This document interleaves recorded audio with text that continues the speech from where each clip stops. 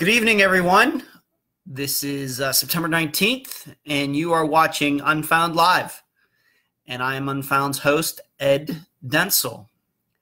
Going to tell you right now, not feeling so hot. Right now, I got a headache going right across here, a sinus headache that hurts, to put it lightly. And I've been sick for a few days, but the show must go on, right? It must go on. Kate and Kelly, Shuri, good to see you. Tracy, what's going on tonight, everyone? Chandra, I'm glad everybody's tuning in tonight. I really don't know how this is going to go because I'm not feeling that hot. I got some tea right here. It's hot, but I'm sure by the end of this program it's going to be very cold. So there's that. Pamela, what's going on?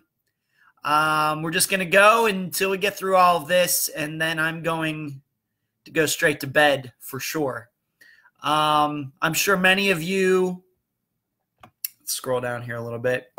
Tracy, what's up? Thank you, Tracy. Michelle, Ann. I'm sure many of you are on Unfound's email list, and usually by this time of the month you've gotten your newsletter. I meant to work on it on Monday. I just the only thing that's going to get done this week really is Friday's episode, just because I've just been a little out of it. So I just have not been able to with everything, just haven't been able to concentrate. Had a sore throat. It's kind of gone away, but I got this whole thing going on right in here that just sucks. It just does. Christy, thanks for tuning in 2 weeks in a row. Barbara. Carrie, Sue, Jackie. Barbara says she's fighting bronchitis herself. Well, I don't have that. So you are definitely a little worse off than I am, Barbara. I just don't get very sick. In fact, I was thinking back to when I started doing this, which I think was in October of last year, that I don't think I've been sick for any of these. And I just don't get sick. I may get like food poisoning once in a while. I think that's happened in the last year. But I have my allergies that I fight. But actually some sort of virus or something. I just don't get sick. I just really don't. I don't get viruses, mainly because I'm not around a lot of people. I don't have kids. I don't have a job where I'm around other people and they're bringing diseases to me. That probably helps. But so when I get something like this, it's fairly rare. And I really, I think what happened is that I probably caught something and my body probably would have been able to fight it off. But this weekend I played in a disc golf tournament and it was just miserable here. I played fine. Don't get me wrong. I played as well as I've played in a few years, and I couldn't be happier about it. But it was hot. It was, to use a Western PA term, it was muggy. It was humid. It was a little miserable out there. And when I was done on Saturday evening, I was pretty worn out. And I'm wondering if, because I was so tired and everything, my body's defenses were down a little bit, and they couldn't fight this virus, and so I got it. And really, I started feeling like crap probably on Sunday night. And I will say that I'm better than I was yesterday, but I'm still only about 70%, really. And which, if I'm not 100%, then I just don't feel good. So Dorothy has pneumonia. Here I am complaining about a sinus headache, and Barbara has bronchitis, and Dorothy has pneumonia. I maybe need to find some perspective, right? So everybody's now talking about when they get sick. Yeah, Shuri, talking about of course, the hurricane that went through North Carolina. One of my best friends happened to live near Wilmington, North Carolina. He got out of there before it hit. I think his house is okay. No flooding. Some trees down in his yard, but I think he's going to be okay. Some other people weren't as fortunate. Hello, Angela. What's going on? So I played in a tournament this weekend, played well. Played against guys who are like half my age, Didn't finish very well. I even put the link up if you want to see where I finished. But I'm playing against guys like half my age, and I haven't been playing well. But trust me, I couldn't have been happier with the way I played this weekend. So there's that, and I'll be able to work on that. Next tournament I will be in October up there in Floral City. In fact, I got my Airbnb reservation done yesterday. So there's that. Once again, if you are on the newsletter mailing list, I've been meaning to do it this week. I just, frankly, I just can't concentrate for that long. I need to lay down to be able to do it. So it's going to get done. It's going to get done. But the only thing that I've really been able to concentrate on 100% this week is getting the episode done. I've had some phone calls and some things, but actually paperwork and typing things out, it's been miserable. It's just been miserable, and, reading. And I think what also happens is that the air conditioning, and it's warm here, actually makes it worse. So there's that. So enough about that. A listener emailed me and asked me, why is it that some other true crime podcasts are shutting down? I guess thin air hasn't, as you know, I don't listen to many other true crime podcasts unless I think I need to for anything that goes on with an Unfound. Maybe they've covered a case before that, that we're going to cover. I guess Thin Air has taken some time off, hasn't had an episode out for a long time.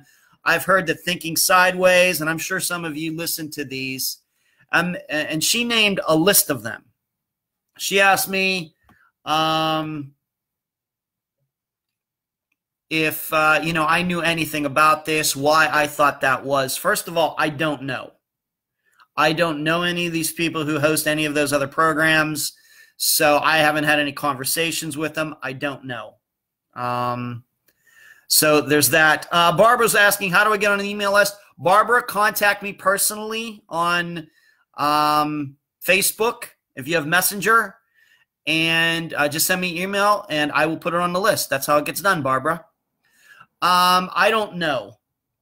I don't know what's going on in those people's lives. You have to understand that for most people, podcasting is not a money-making venture. I know that there are some podcasts out there that do very well, but it is not necessarily a money-making venture. I've been good because I have some books to sell. Which is good. Of course, I have all the generous Patreon and PayPal supporters. I live very simply. I don't have any kids or anything like that. I don't have a mortgage to pay. I rent, and I live very simply, which is just kind of who I am. I don't have a lot of material needs. My car is paid for, things like that. And then, of course, with my arrangement that I have with the Trib, that also helps. I can't speak for these.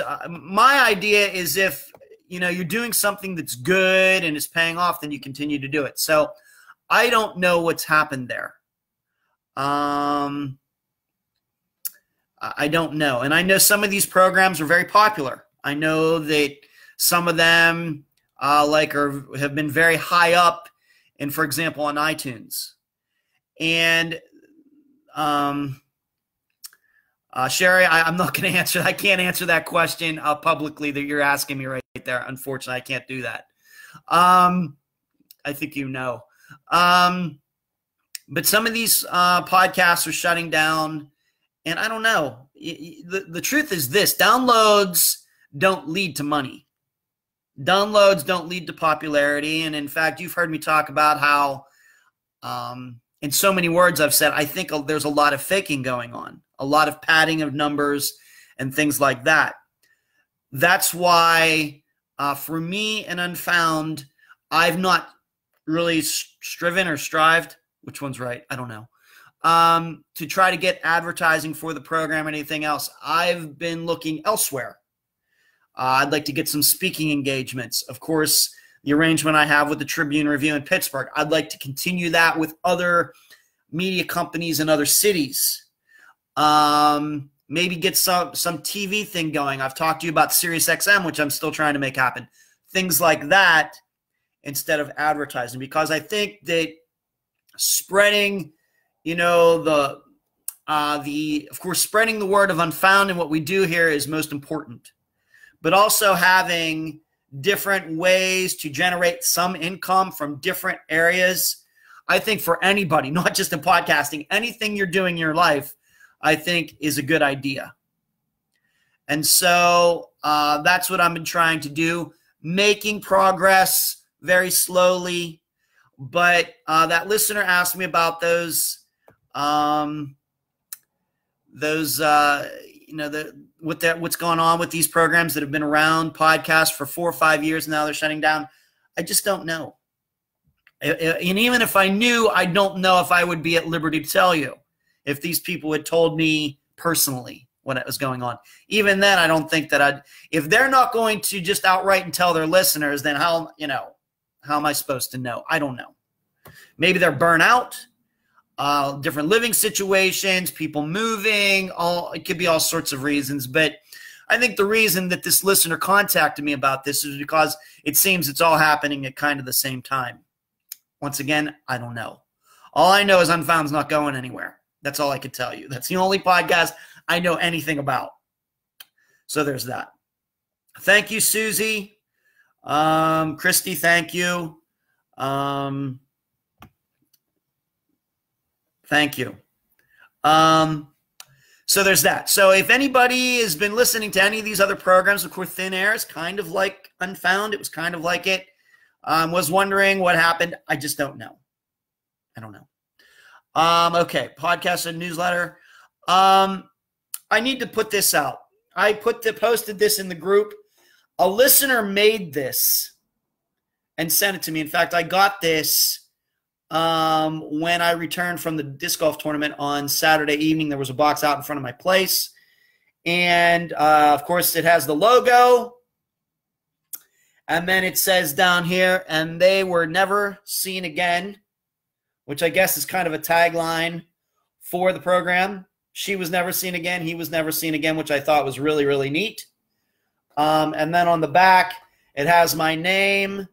And then September 2nd, 2016 was when the first episode of Unfound came out. So this person, a listener, really, she wants to, I'm going to just keep her anonymous, really put some work into this, putting the sparkles on it and putting the name and the logo and everything. I just completely blown away. Just completely blown away. And I can't, I just cannot thank her enough for putting that together. It's a tumbler. It's fairly, you can see, that's my hand. You can see this thing is fairly large thing. So I don't think it's too nice to use. So I'm just going to put it up somewhere, maybe on the piano or somewhere, and keep it as a memento. It's really too nice to use. So really, really, so it's good. You're right. It is an awesome gift. Yeah, it's really nice. And she really put some time and effort into it. And, I didn't know when she contacted me, she asked me when the first episode of Unfound came out, and I told her. And then she wanted my address, and I told her. I didn't know, and this is not a person who's been on the program or anything like that. It hasn't been a guest, just a listener. And then I get this box in the mail, which is spectacular. It was after a nice day of playing disc golf, it was really nice to come home to that. It was quite a day on Saturday. So there you go. So there you go. Dan, what's going on? I'm missing some people. Katrina, everybody's talking. Dan, what did I miss in the first 10 minutes? Laura says, podcast disappearing, not Unfound, of course. Laura, I'm not going to go back over it. You'll just have to catch it after. But a listener asked me about why it seems so many podcasts are shutting down, and to which I have answers to that. I don't know anything about any other podcast except Unfound. But there's another something that I wanted to talk about. before we get into and I really didn't get any questions before the podcast started. So if you have any questions, don't look at me and say, oh, he's sick, we want to finish this up. You have any questions about anything, we could talk about them. I'll just keep my voice going. No big deal. But a listener had requested that I cover a case, and I told her, I promised her that I would look into it. I'm not going to tell you what the case is, and I'm not going to tell you what the listener's name is. It's a fairly well-known case. Lots of rumors surround it, a lot of theories, a lot of crazy stories, one of those kind. And I'm going to tell all of you what I eventually told this listener. That, one of the standards that I have, thank you, Carrie, that's very kind for you saying that, thank you, is I can't interview people, whether it's a mother, father, any family member, anybody, if I think that they are lying. Now, I want you to know that I know many times people think they need to lie, family members think they need to lie because the media is not giving them attention, the police aren't giving them attention. That happens, okay? It happens. And I understand the reason behind it. I want you to know that I do. I don't have any children. I cannot imagine me losing a child to a disappearance. Can't even imagine it. Even at 48, I know how my parents would feel if I disappeared, even at my age. I can't imagine that. And so I know that sometimes people, family members, etc., go to extreme lengths to get people to look into the case, to come forward with, any suspects or anything like that. And, I understand that. But also I have to understand that if I think something is up with some of these stories that they're telling, then I have to call them on it when I talk to them. All right? Because the standard is still regarding anybody who comes on the program, that I will not let them perpetrate lies on you, the listeners. Okay? I'm not. Now, it may be over the last 2 years, some lies and things have slipped through. I'm not going to say that I'm perfect. But if I suspect that something is a lie and it's an outright lie, and they're saying it for this reason or that reason, and they're going to continue to say that, then, and they are going to maybe not allow me to ask them difficult questions about it, then they can't be on the program. That's just the way it is. As much as I feel bad about what has happened to them and their circumstances, and I understand, desperate people do desperate things, but I would hope that those people could learn from, I think, all of the people who have continued to tell the truth. And what happens is when people start lying to get attention, to get the police involved, to get the media involved, to do this, to that, what they really do is they end up just bringing more kooks out of the woodwork. That's all that happens. And they start to get the public off on these tangents, and maybe taking away from possibly what actually happened. And I think that although I think the exaggerating that they do early on may be helpful, down the line, I think it hurts, because I think after a while, after 10 years, after 15 years, these exaggerations and nothing has ever come of them, then people start saying, you know what? Back then when she said that, I kind of believed it, but now all these years later, now that I think about it, it sounds a little kooky. And that's one of the reasons then that some cases then lose attention. So Carrie says, finding missing people is hard enough without that crazy added to the mix. You're right. Once again, I understand people get desperate. They feel that their son or their daughter's story falls out in the news, and then they think they need to say something. And then, of course, the media covers it because the story is so outrageous, because if they don't, then they look bad. But after a while, it gets stale, I think, very quickly. I think so. My opinion. I'm not in their circumstances. I'm not. And, you know, if my parents were to disappear, one of my parents were to disappear, I don't even know what I would do.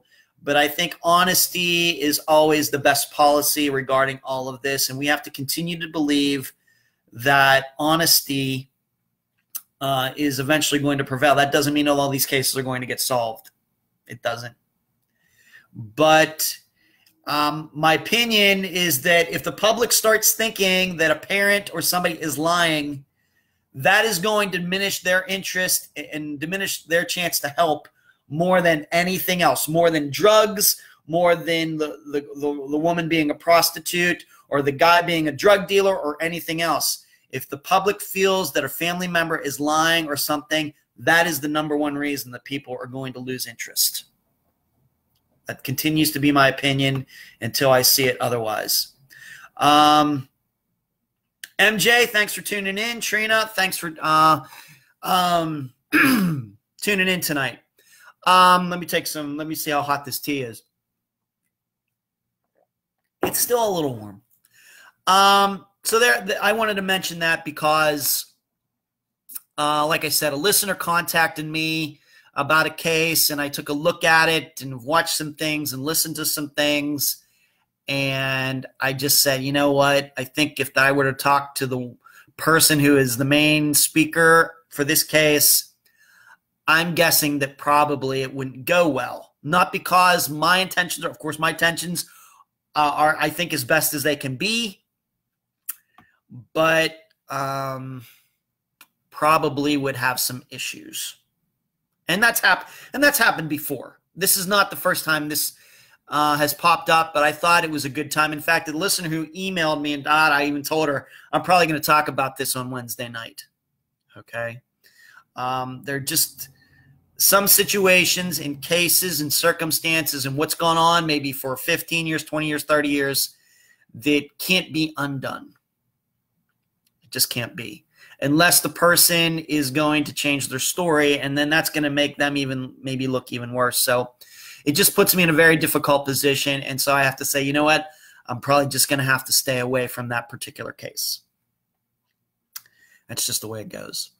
I am wearing an Unfound shirt tonight. This is actually a Jesse Foster shirt. There you go. This was one of the samples that I had ordered early on to see how it was going to look. So there you go. Carrie says, tea with honey and lemon works wonders, as well as peppermint candies. I have the tea. I don't have the honey or the lemon. And frankly, Carrie, I'm afraid to go out and give this to anybody. So I'm just going to have to be holed up in here and let this thing run through so I don't get anybody else sick. Because obviously I caught this from somebody else who went to work or went somewhere sick, and I got it. And I don't want to do that to somebody else. We got the books, Volume 4. Have you bought it yet? Got a couple nice reviews. In ebook or print form. If you'd like to get one from me personally, let me know and I'll sign it. $11 plus shipping. No big deal there. And of course, I have Volume 3 and the other books. I'd really like if you check them out. And if you get one from Amazon, please do not forget after you are done to give it a nice review. Patreon and PayPal. I cannot thank those people enough who continue to contribute. I hope that they, the things that they've received, some books and other shirts and things that that have happened since they've become contributors, make them feel good and make them feel, very valued. So I appreciate all the people who have donated and continue on a monthly basis, and even the person who just checks in once in a while with a PayPal contribution. It's fantastic. I cannot thank you enough. Trina says, I need to listen to this again. That's sometimes the way it works, Trina. But once it's on Facebook or YouTube, it'll be there for Eddie. Elaine asked me, any updated info on the Kimberly Raymer case? Not to my knowledge, Elaine. Not to my knowledge. I had a conversation with Kimberly's mother, Sue, a few days ago, but it was because I sent her a shirt and she got it. but nothing that I know of. Sometimes these things take time once they've been on the program. Sometimes that's all I can really say at this point, Elaine. Let me turn off the air conditioning. So there we go. And then, of course, the cards, I need to make a second year. We're almost up to the next 52. I need to do that. So I got some things to do once I'm feeling better. Let's go to a little bit of news. This is out of Las Vegas. I posted this in the group earlier today. This guy, David Rathbun, Rathbun, he had disappeared some months ago, a while ago, and had sent some really weird messages to his family. And now it turns out that his remains were found in Arizona. And it seems that he was swindled and murdered. At least they just caught the suspects. That's why it's in the news. This woman, Jolene Hibbs and Charles Ausiello. Excuse me, that's funny. Ausiello, Ausiello. But the reason I'm talking about this is a case where we always seem to talk so much about women getting lured into situations, going places. But this was a situation where I think a guy got lured. I think this Jolene Hibbs gave him a sob story that she had all these kids and was living on the street and he wanted to help her out. And before long, he disappears. They sell his house. They sell his possessions. They collect the money and they get out. But they got caught because one of them appeared on some video, an ATM video or something like that. So they're in custody. But the other reason I'm talking about this, hello, Tara and Jamie, what's going on? Is because this is a case where the police didn't take it seriously at the beginning. David Rathbun, I think he was like 62 years old. And they just said, well, if he's a grown man, he can just take off anytime he wants. And they didn't look into it, even though the family said he would never do this. And probably, I'm not saying that getting involved early would have saved this guy's life, but it's pretty clear to me, had they taken it more seriously, that the family wouldn't have had to have waited this long, and maybe his remains would have been found a while ago. And so I think what it illustrates is that, you know, when police blow off cases, it's not because the person is poor or the person was into drugs, although that is a reason. It happens, we know, or anything else. This guy was well off, not known to have any sort of vices or anything, at least what I read about him. And still the police didn't take it seriously. And it sucks. It sucks. But at least these two people are in custody. And, you know, my feeling about just in general about this type of case is I think this happens quite often. I think in a lot of cases that you'll read where, you know, a guy or woman who's decently well off or something disappears. It's usually, you know, money. People get, you know, weasel their way into their life. And then things happen. In fact, I will tell you a story that, not necessarily from my personal life, but Michelle asked, how in the world did they sell his house? Michelle, I do not know. I don't know. Must have forged some documents. Maybe they had a gun to his head and made him sign something. I don't know. I don't know. Maybe more of that will come out. Maybe. Sarah, how did they catch them? I think because I think Charles Ausiello appeared on an ATM and somebody knew him. They identified who he was somehow. I think that's how they ended up doing that. Lou, hi there. Love the podcast. Lou, thanks for tuning in tonight. I deeply appreciate it. So, you know, money is a great motivator, but I was going to say about something that happened to a guy I knew that I worked with at Star Trek. His name was Tom. If you've ever went to Star Trek The Experience, he was one of the guys who played one of the Klingons who walked around outside the attraction. He was a character actor. Well, he was an older guy, into his 60s, and I think he was at Star Trek until it shut down in 2008. Well, shortly after that, he got involved somehow. A couple bad people, and Tom was a pretty straight-laced guy from what I knew about him. Didn't know him very well, but we talked once in a while. But he was a pretty straight-laced guy from my perspective. And he had his own house, and he was an older guy, like I said. And a younger couple weaseled their way into his life. And he ended up giving them some money as some sort of investment or something, and then he wanted the money back. And they couldn't give it back to him, and then he wound up dead. His murder, somebody went into his house while he was there and shot him, killed him. The murder went unsolved for a few years until they figured out what happened. And it's very sad. And so when I think about, being that it's Las Vegas, an older guy, two people, it reminds me a lot of this case of, unfortunately, I can't remember Tom's last name now. But if you ever do a Google search, if you do Tom murder Las Vegas, Star Trek or something like that in Google, you'll find the story. But I knew him, and he was a good guy. And he was trying to help some people out, and they were shysters, they were swindlers, and they ended up killing him because of it.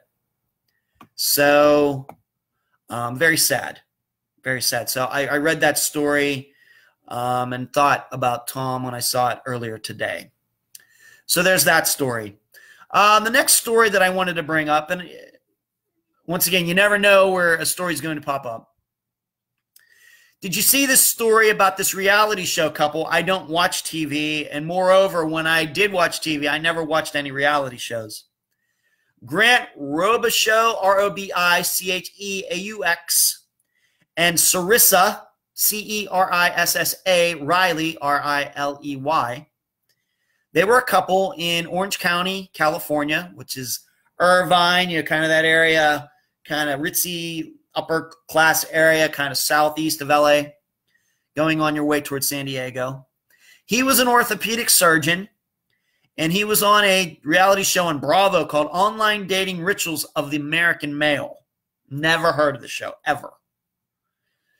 It seems he and his girlfriend, Cerissa, were going out to bars. And Amy, what's going on tonight?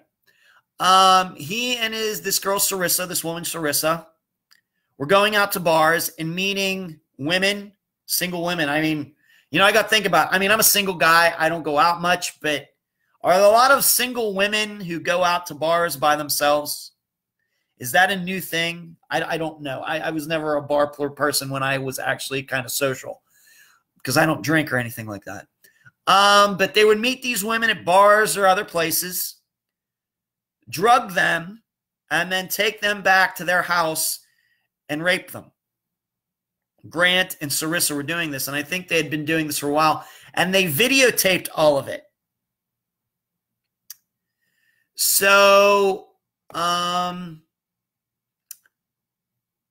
what finally happened recently was they did this to some woman, and I guess she didn't get drugged up enough, or she woke up or something, and she started screaming for help. The neighbors heard about it. The police show up.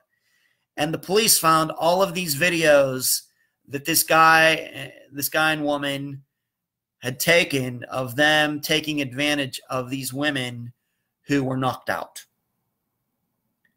Now and it's definitely hundreds, if not thousands, of videos. I can't imagine it. I just cannot imagine it. Yeah, Stephanie, you're out there in California. What's going on out there, Stephanie? Get your state in order. I'm joking around, of course.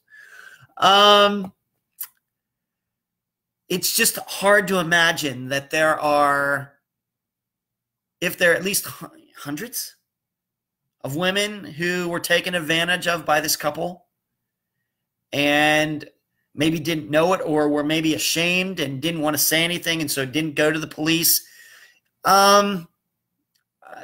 I don't know where this story is going to go. I mean, thousands? It says thousands of videos, so I can only take for granted it's thousands of women. And that, I don't even know what to say.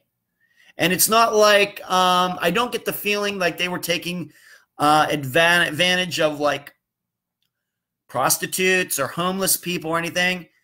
It sounds to me like they were meeting just people with women with jobs and, you know, and careers and things, and drugging them up and then helping them out to their car and taking them home and doing these things. I'm just blown away by it. You know, I've never been into that life, and I know that there are couples out there that are swingers into threesomes and everything, and this is not the venue to talk about that stuff. What people want to do, like stuff, fine by me. I really don't care. But it's just hard to imagine. It's just, we hear about something like Bill Cosby and all of the women. Well, how many women came forward in his case? 15, 20? There's probably more. But they're saying thousands of videos. It's just, Jill is saying, I wonder if they met them over Tinder. Jill, that's a very good possibility. I think that's some good insight on your part. I don't know. I guess that's a possibility. I don't know. Chandra says, I don't let a drink leave my hand either. Chandra, you're very smart. Stephanie says, people need to grow up. Too many adults getting giddily doing stuff because it's wrong. Laura says, thousands? Did they do this on a nightly basis? Laura, I'm thinking the same thing.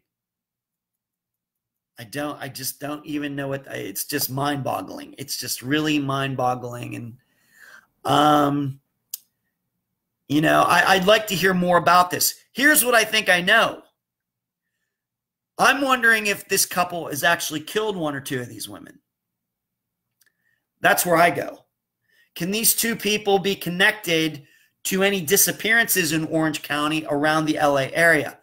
That's what comes to mind in this case. I mean, if it's, let's just say it's 100 women, there's probably going to be at least one or two of those that don't go right, and the couple needs to shut the woman up or something. I mean, the way this come out is luckily one woman got away. I just can't imagine it. I don't know. Wow. Okay. Chandra says, been in Dallas seeing a jazz band. My drink got drugged and it was scary. It hit, and thank goodness I was there with a group of friends. Chandra, wow. Sarah says, did they see what they did for income? They had to be able to afford all this stuff. Grant is an orthopedic surgeon, Sarah. He was on a reality show, orthopedic surgeon, probably not hurting for money. So it's just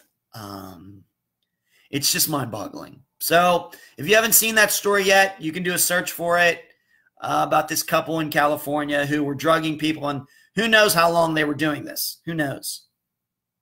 I don't know, Carrie, how many years. The man is a doctor. Stephanie says she's not heard about this. Why can't people just be normal? I hear you. Shannon says I was thinking the same exact thing. I'm guessing, regarding if there's any disappearances connected to these people, probably have done far worse than what has been uncovered already. Thinking about that, I thought back to a story that happened while I was in Las Vegas. My voice is starting to go a little bit. There was this bodybuilder and a woman who was really into fitness.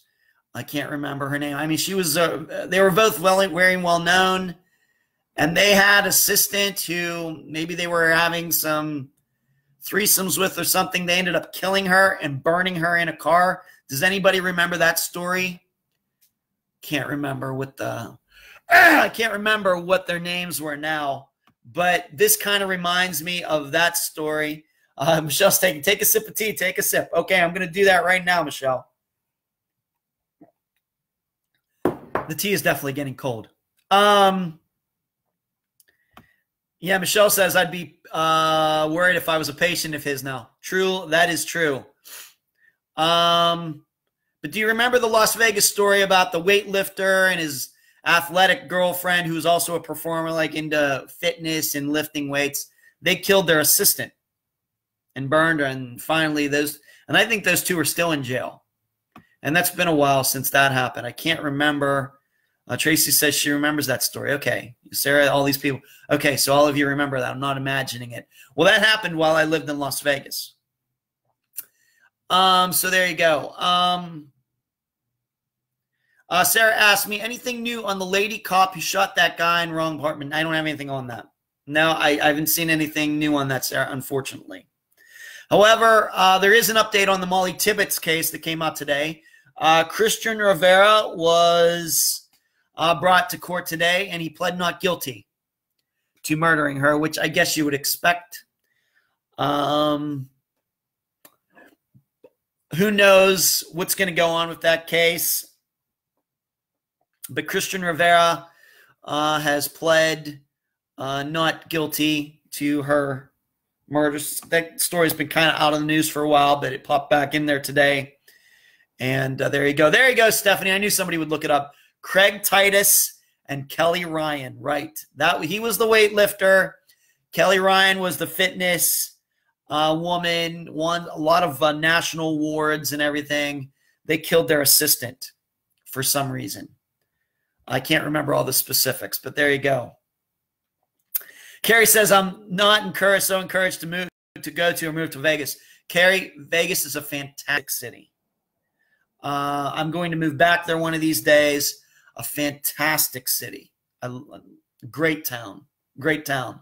I don't have much bad to say about it at all. Love that town. No, Kelly Ryan was not the victim. Kelly Ryan was not the victim. She was one of the perpetrators. For sure. I know that for sure. Stephanie, no. Denise, no. Stephanie, I think you got that wrong. I think you got that wrong. If you look that up, Kelly Ryan and Craig Titus were a couple, and they killed their assistant. Pretty sure. Tara says she loves Vegas. So we have a Molly Tibbetts update, but that's all that really was. He went in and pled not guilty to that. So we have this Friday's case. Let me take another sip. Wow. Tea is like closer to cold than hot now. That's fine. This week, this Friday, we are doing the disappearance of Bobbi Campbell. She disappeared from Draper, Utah, or the Salt Lake City area, let's say. And she disappeared, and this is one of the things we have to correct on the record, is that if you go to NamUs or Charlie Project, no offense to my good friend Megan Good, but she actually disappeared on December 27th, 1994, and not January 7th, 1995. But she was a mother. She had a 5-year-old who is going, her daughter is going to be my guest. We've already, of course, done the interview, but that's the interview you will hear with Bobbi Campbell's daughter, and who was 5 years old at the time. She was one of the last people to see her mother. And what happened was Bobbi dropped off her daughter at a friend's place. Bobbi was allegedly going to go to her workplace and get a paycheck, and do some errands and come back. She never came back.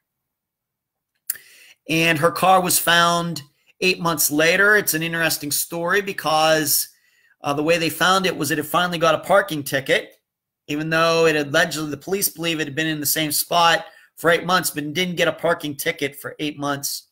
So you're going to have to think about that. Was somebody using that car over those months, or had it really been there the whole time? We have a boyfriend who maybe was with Bobbi. Maybe he wasn't. Once again, that's something that you're going to have to decide for yourself. He was not an American citizen. He went back to his home country within a year after her disappearing. And Bobbi had some issues. She had some addiction issues, but I think she was trying to be the best parent that she could. And after her disappearance, her daughter was raised by the great-grandparents. And so this is a disappearance, once again, that's about, at the end of this year, it'll be 24 years old.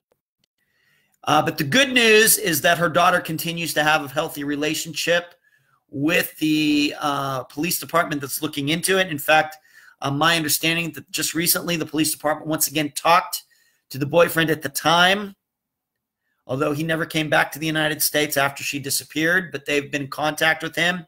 Actually, Bobbi's daughter has gotten to talk to him.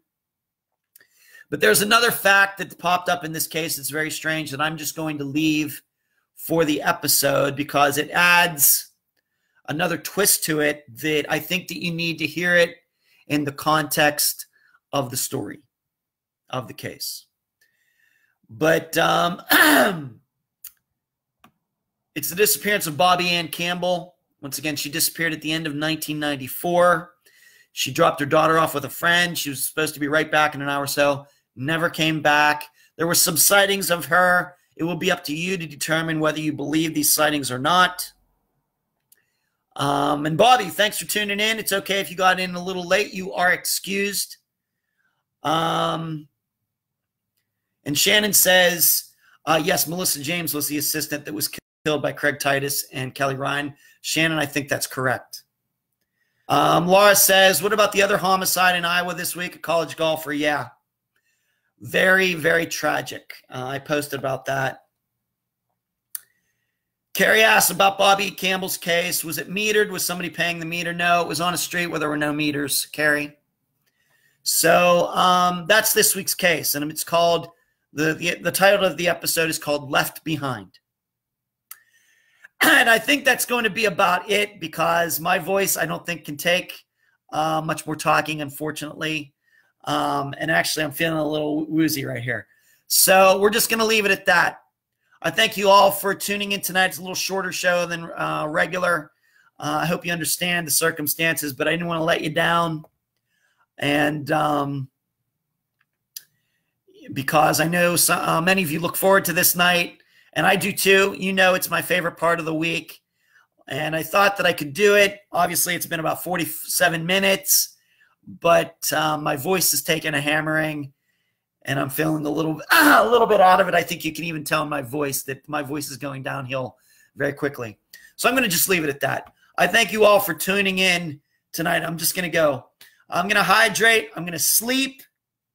I'm going to get some rest. Hopefully, I'll feel better tomorrow because I still do have to finish the episode.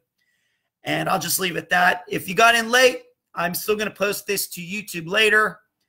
And thank you all. But this Friday, Bobbi Campbell, the disappearance of Bobbi Campbell. I hope you will tune in, and you will hear me then. And I thank you all for tuning in tonight.